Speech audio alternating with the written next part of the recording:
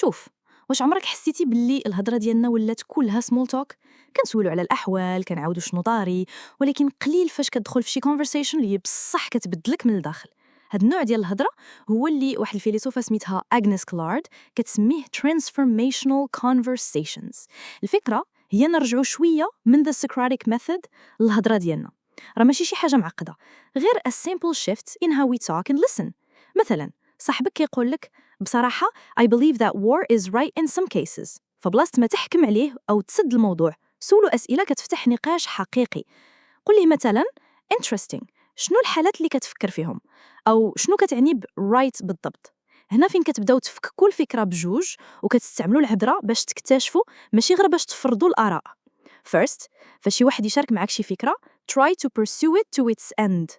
تبع معها الخيط ديال الهضرة تالتالي، وطرح الأسئلة وحاول تفهم a deeper meaning. Don't just accept the surface statement. Second, and this is important, تعامل مع الهضرة as a form of thinking. فاش كتخرج الأفكار ديالك and you examine them with someone else كتلقى واحد a new clarity. It's like you're looking at your own thoughts from the outside for the first time. قل لي، فوقاش كانت آخر مرة دخلتي في شي هضرة اللي حسيتي بها بصح غيرت فيك شي حاجة؟ Having these conversations can bring you closer to the truth about yourself and the world.